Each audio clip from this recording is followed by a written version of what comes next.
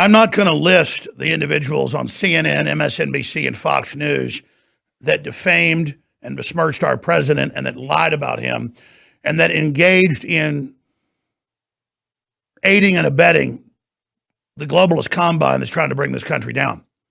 Instead, I want to recognize the individuals the last 2 days who publicly stood up for President Trump and told the truth.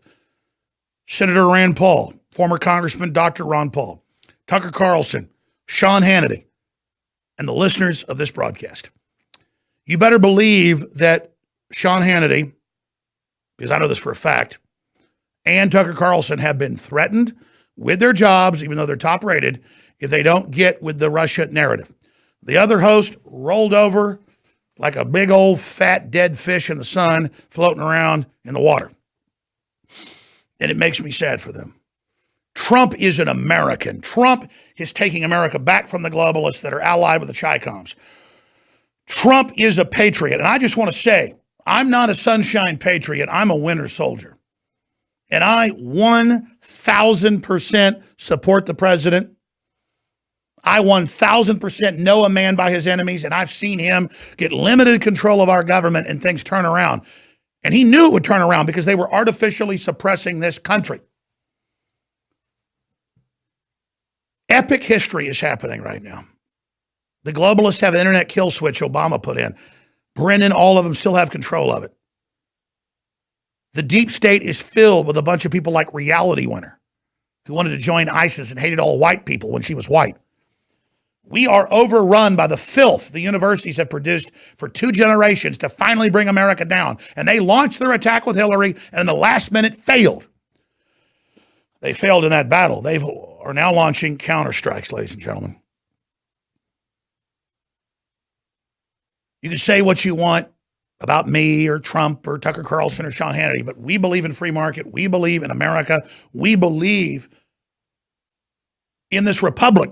Why not? It's 1,000 times better than communist China or the EU or Venezuela. And this is where we're from. And they teach us that it's stupid, it's quaint to love America or love free market in these universities that have become engines of anti-free speech and evil. And now they're all over the news saying, overthrow the president. And Tucker Carlson's right.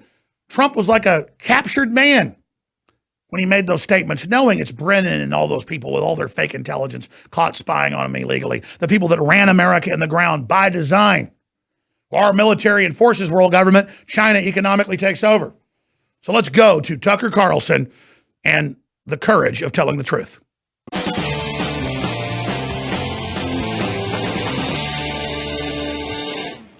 Good evening and welcome to Tucker Carlson. Tonight, we just landed from Helsinki, back in the nation's capital, where it is hot and intense. We're going to have our full extended interview with the president from Helsinki. We're going to show that to you in just a minute. We asked him, of course, about Russia, but there are, believe it or not, many more important and pressing issues on the world stage, not just Russia. And we asked the president about those as well. We'll bring the whole thing to you coming up in just a second. But first, tonight, with remarkable speed and intensity, the media, the foreign policy establishment, both political parties have come together as one to attack the president for his meeting yesterday with the Russian president, Vladimir Putin. Anderson Cooper, John McCain, Mitt Romney, they all described the president's remarks about Russia as disgraceful. Former CIA Director John Brennan called those remarks treasonous and grounds for impeachment. Nancy Pelosi and Chuck Schumer announced that Trump was being blackmailed by a foreign power. Others accused him of being a sleeper agent, a spy. One member of Congress from Tennessee called for a military coup against the presidency. Well, as the rage storm swirled, the president bowed to the inevitable, genuflecting before U.S. intelligence agencies whose judgment must never be questioned, and recited the now obligatory oath of loyalty to the spy bureaucrats now in charge of our country. Watch. In a key sentence in my remarks, I said the word would instead of wouldn't. The sentence should have been, I don't see any reason why I wouldn't, or why it wouldn't be Russia. So, just to repeat it, I said the word would instead of wouldn't. And the sentence should have been, and I thought I would be maybe a little bit unclear on the transcript or unclear on the actual video. The sentence should have been, I don't see any reason why it wouldn't be Russia. Sort of a double negative. So you can put that in, and I think that probably clarifies things pretty good by itself. So that's the hostage tape. The president buckled to criticism. I don't know what they're saying. That's exactly what happened. He buckled. And that happens. This is politics, after all. What is amazing and unusual and ominous is who made him buckle. The people yelling the loudest about how the Russians are our greatest enemy and Trump is their puppet happen to be the very same people who have been mismanaging our foreign policy for the past 2 decades. The people who invaded Iraq and wouldn't admit it was a mistake. The people who killed Muammar Gaddafi for no obvious reason and prolonged the horrible Syrian civil war and then threw open the borders of Europe. The ones still defending the pointless Afghan conflict and even now planning brand new disasters around the world in Lebanon, Iran, and yes, in Russia. These are the people who've made America weaker and poorer and sadder. The group whose failures got Trump elected in the first place. You would think by this late date they would be discredited completely and unemployable, wearing uniforms and picking up trash by the side of a turnpike somewhere. But no, they think we don't have memory. They're hosting cable news shows. They're holding high They work for the Chi-Coms. Of course they're trying to wreck us. They run virtually every nonprofit public policy institution in Washington. They are still, in some sense, in charge of our national conversation. And naturally, they hate the idea of rethinking or correcting any of the countless blunders they have made. What they hate is the idea of a president that's actually president. That's why they're pissed. He calls them on those blunders. Now, being Trump, he can't always explain precisely what he means to say. Sometimes he gets the details wrong, or he gets sidetracked with some personal vendetta, as if anybody cares about that ridiculous Jim Acosta guy. Nobody does. But on the big questions, Trump is indisputably right. The Cold War is over.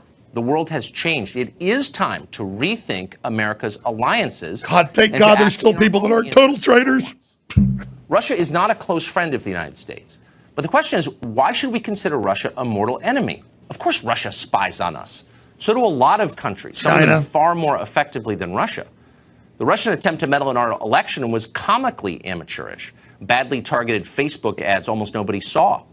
Compare that effort to the deep penetration of American industry and the defense sector by the Communist government of China.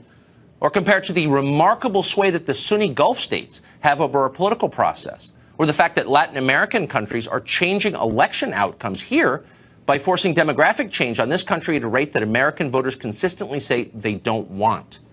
Those are all major challenges from foreign powers to our American democracy. They're real. And say it, Tucker! The Democrats and Republicans are on the goddamn payroll. Why is that? Well, here's one reason. Those Chi-Coms, man. You're the traitors. We're going to get your ass, Brennan. And you too, Mud. In their homes and watch their kids. Those countries can't be our enemies, in their view. But nobody here is getting rich from Russia. So therefore, Putin must be a mortal foe. That's what the neocons are telling us we are required right. They don't run Russia is why they hate them. Actually believe it? Just like they hate Trump. A person who's read a newspaper this year could recite that talking point without laughing because it's stupid. So the only option, if you want to force the population to accept something ridiculous, is to make sure they don't think too much about it. This is the next level. Quiet. Tucker Carlson is the next level. And if you don't believe it, watch what's happening. Everything we've been looking for right there. Obviously, it's possible, entirely possible, maybe likely that the Russian government broke into the DNC servers before the last election. It certainly sounds like something they might do.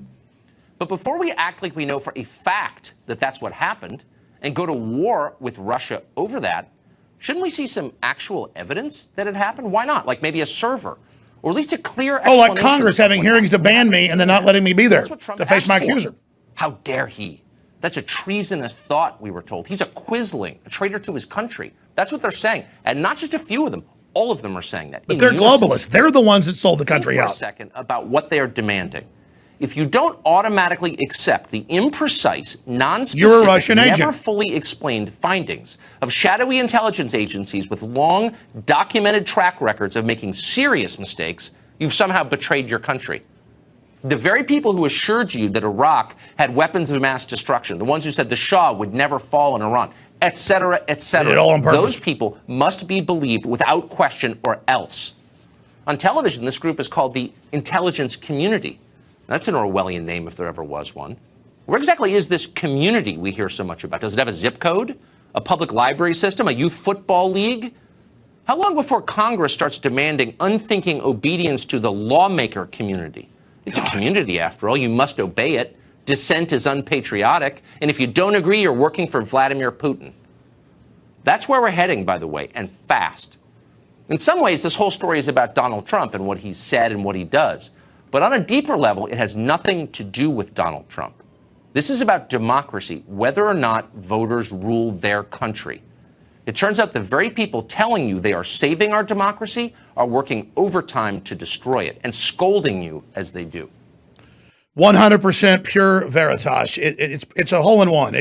I've never done anything like that. Tucker Carlson's the king now, period. He's the guy. And he wrote that. And understand this, just like they tell you over and over again, worship Edward R. Murrow. That's what Edward R. Murrow wished he was. We're the Americans. We're taking the country back. The people trying to oppose us are the traitors. It's that simple. Infowars.com, newswars.com, tomorrow's news today. If you are receiving this transmission, you are the resistance. All right. I've got to go visit some sick family, and that's why I taped some stuff for the show today. It's a live feed. We just tape stuff live. It's going to be on. Then Owen will be on the second, third, fourth hour. History's happening. I'm just honored to be here. And you had multinational corporations basically put traitors in the government, and Trump and all of us are removing them. It's that simple. And all you idiots out there, people say, well, why are you calling us idiots? Not our general listeners, but the globalists that tune in and their minions. I mean, what the hell, man? You're not part of the establishment. You're not part of the elite. You didn't get offered by the Kissinger Group jobs. You didn't get offered $10 million a year like I did to be Glenn Beck and sell out 16 years ago. I didn't do it. So all you grovel to try to get that golden ticket, the golden ticket's BS, man. It's an express elevator to hell. I want freedom, and I want a future, and I back President Trump. He's the real deal. You can see it. You can see the results. You can see it all, and he's under unprecedented attack. So pray for President Trump and pray for InfoWars. But I just hope we're strong enough to be there to defend everybody, because I'm not worried about us. I'm just worried about the fact that I'm not good enough or smart enough to ignite your spirit to get you to politically wake up and take action. Because this is an epic time, and so many libertarians, Christians, conservatives, nationalists, free marketers are asleep right now. They think, oh, Trump's so confident. I think Trump's done the confident thing so long to build confidence in us that it's a good thing he does, but it's also bad because people think, oh, he's there. They're making their move. Set your watch and warrant by it, your bottom dollar by it. All right, that's it for this live transmission. Please financially support us. I get so focused on news, I don't even do it. They're trying to strangle us and destroy us. We have great products that are game changers. I'm just going to leave it at that. If you believe in what we're doing and want to get great products, InfoWarsStore.com. Got some big sales going right now. All right, thanks, crew. That's it. Let you get ready for Owen going live in about 26 minutes. And again, the first hour will be clips of this with Owen and then a bunch of big guests and more. All right, thank you. This is a public service announcement. Warning, Antifa has now been caught using the N-word, hitting women, attacking disabled veterans, brandishing weapons of war, throwing explosives into a crowd of children.